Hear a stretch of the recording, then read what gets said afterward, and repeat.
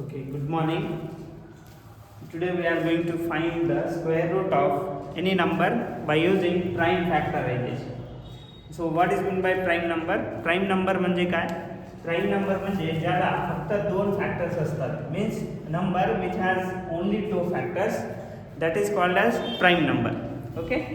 समजा for example 2, 3, 5, 7, 11. So these numbers are called as prime numbers. याला म्हणतो आपण prime numbers. Are called prime numbers. आता ह्या नंबरचा वापर करून आपण कोणत्याही नंबरचा स्क्वेअर रूट इझिली काढू शकतो बघा. फॉर एक्झाम्पल बघा, एक्झाम्पल नंबर 324. हे कुठला एखादा नंबर आहे, त्याचा स्क्वेअर रूट असेल, एक्झिस्ट होत असेल तर आपण फाइंड आउट करू शकतो. मग ते कसं करायचं? प्राईम फॅक्टरायझेशन मेथडने आपण याचं स्क्वेअर रूट फाइंड करतो. ओके, पहिलं इथं 324 लिहून घ्या.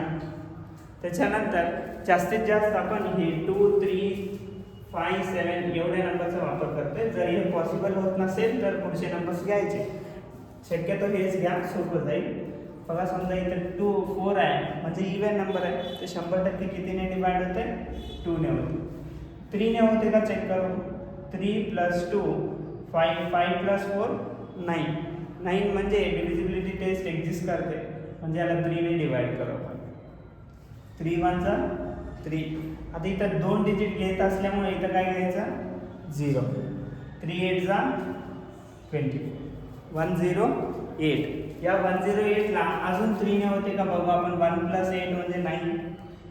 3 च्या टेबलमध्ये 9 येते, म्हणजे अजून एक 3 घेऊ. 3 3 चा 9. 1 राहते. 3 6 चा 8. अजून 3 ने होते का बघा. 3 1 चा 3. 3 2 चा 6. अजून 3 ने होते का. 3 4 चा 12. आता 3 ने होणार नाही, 2 ने करू. 2 2 चा 4. इथं 2 1 चा 1 येईपर्यंत करायचं शेवटी. ओके, त्याच्यानंतर या 324 ला असं लिहायचं. 324 ला हे सगळे लिहून घ्यायचे पेअर्समध्ये. 3 × 3 × 3 × 3 × हे 2 × 2. लिहिल्यानंतर आपल्याला याचं काय फाइंड करायचं आहे? स्क्वेअर रूट फाइंड करायचं आहे. स्क्वेअर रूट फाइंड करण्यासाठी याचे जे फॅक्टर्स भेटले प्राईम नंबरचे, त्याच्यामध्ये पेअर बनवायचे, म्हणजे जोडी बनवायची. 1 2 1 2 1 2 असं. त्याच्यानंतर या जोडीपैकी फक्त एक घ्यायचं, एक डिजिट, एक नंबर घ्यायचं. 3 इथला 3 आणि इथला 2. मग काय आहे? 3 3 9 इथे 2. 9 2 चा 18. म्हणजेच 324 चा स्क्वेअर रूट किती? 18 असा आलेला आहे. ओके, दुसरा एक्झाम्पल बघू आपण. Example number 2. 625. 625. आता हे लास्ट डिजिट 5 असल्यामुळे तुम्हाला इझिली लक्षात येईल हे 5 च्या टेबलमध्ये येते. बरोबर आहे. 5 च्या टेबलमध्ये आल्यानंतर काय? 5 1 चा 5. 5 2 चा 10. किती उरते? 2. 5 5 चा 25. नंतर अजून 5 ने डिवाइड करा. 5 2 चा 10. 2 उरते. 5 5 चा.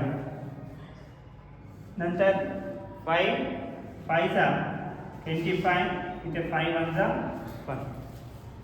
आता 625 चे फॅक्टर्स काय भेटले आपल्याला? इथे लिहू आपण. 625 = 5 × 5 × 5 × 5.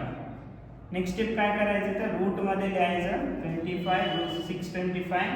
त्याचे पेअर तयार करायचे. 2 2.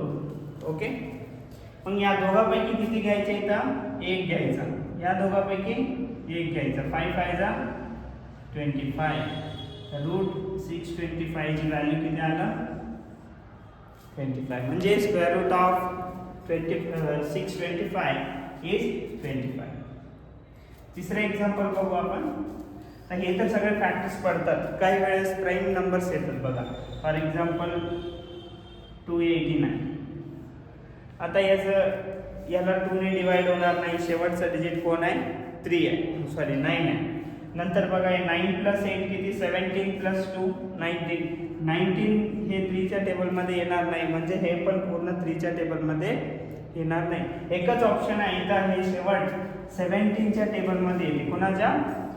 17च्या टेबलमध्ये 17 जा 289, 17 1 जा 17. अशा वेळेस थोडंसं त्रास आपल्याला प्रॉब्लेम येईल, म्हणजे 289 कोणाच्या टेबलमध्ये येते ते शोधायला. हे 2 3 5 7 11 13 हे सगळे क्रॉस करून आपण 17 पर्यंत जावं लागेल. ओके, तुम्ही असं लक्षात घेऊ शकता. 7 7 जा 49, शेवटचं डिजिट किती आहे? 9 आहे, म्हणून इथं 17 ट्राय करायचं. नंतर काय लिहायचं मग? 289 ला 17 × 17 लिहायचं. आता 289 या जोडीपैकी किती घ्यायचे? एकच जोडी आहे, दोघांपैकी एकच घ्यायचं, म्हणजे √289 ची व्हॅल्यू किती येते? 17 येते. समजलं असेल सगळ्यांना. प्राईम फॅक्टरायझेशनने आपल्याला स्क्वेअर रूट फाइंड करता येते by using this prime factorisation. Okay, thank you.